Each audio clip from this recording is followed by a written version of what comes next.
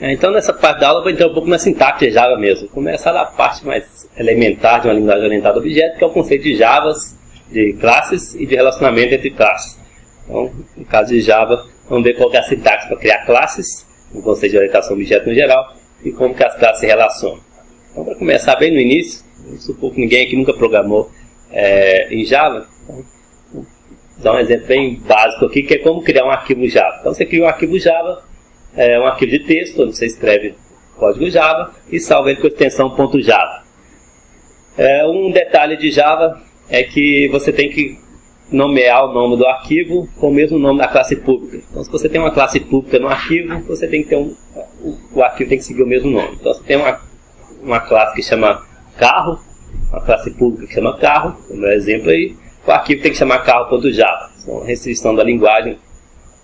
E o ideal é que você realmente crie classes públicas, porque, como eu disse, Java, a ideia é que se crie classes reutilizáveis. Então, usando o conceito de orientação a objeto, é você fazer código que você pensa que no futuro você pode reusar ele. Então você cria classes públicas de tal forma que você depois pode chamar em vários lugares. Então a ideia é que você crie classes públicas e com isso os seus nomes de arquivos vão ter o mesmo nome daquela classe pública. O modificador para a classe pública é o public.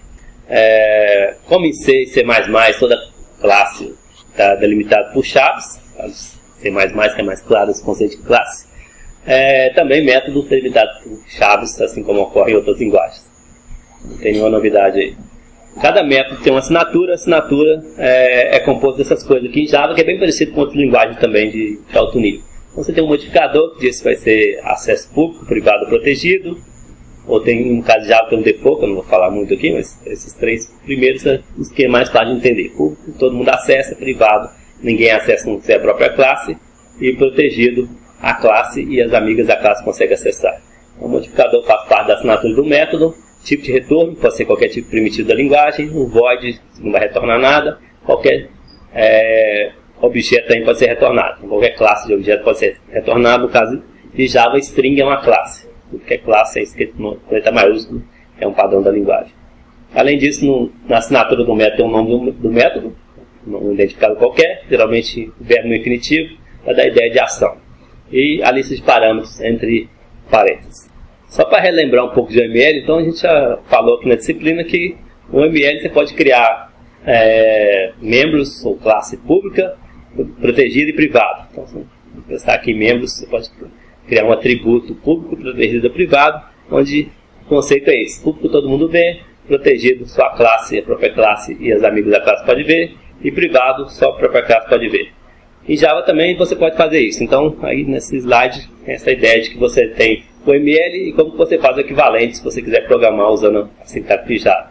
Então, ML, se você criar a classe pessoa, para protegido você vai colocar o jogo da velha, por exemplo, o nome é protegido.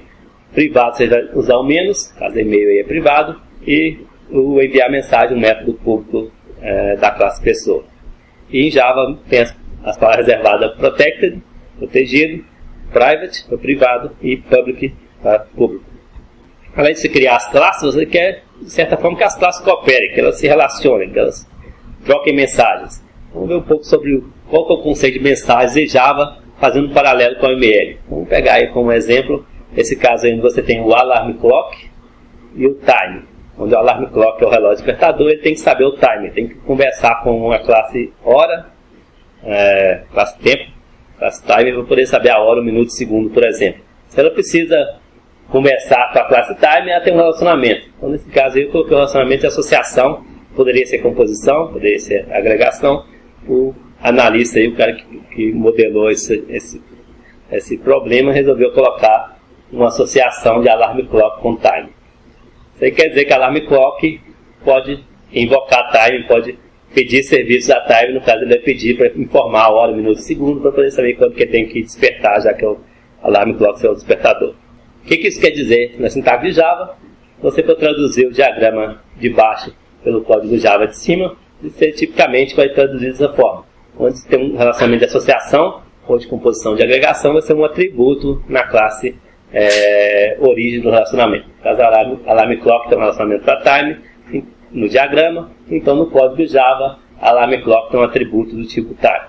Se fosse composição e agregação, a ideia é a mesma, Só que geralmente composição e agregação vira um vetor, ou vira uma coleção, vira um conjunto, um array, porque a ideia é que quando você usa composição e agregação, você ter um todo que é composto de várias partes. Então, tipicamente vira uma coleção, um array, alguma coisa assim.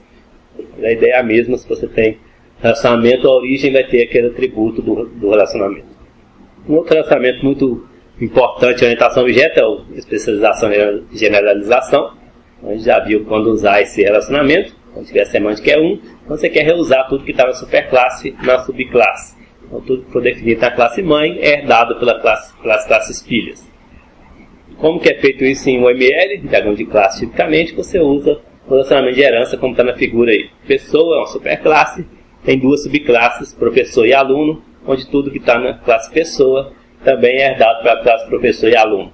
No caso do exemplo, nome, e-mail e enviar mensagem são coisas que foram definidas na superclasse, métodos e atributos, e são herdados pela subclasse. Então, o professor também tem nome, e-mail e enviar mensagem, aluno também tem nome, e-mail e enviar mensagem, além de atributo que foi definido na classe aluno.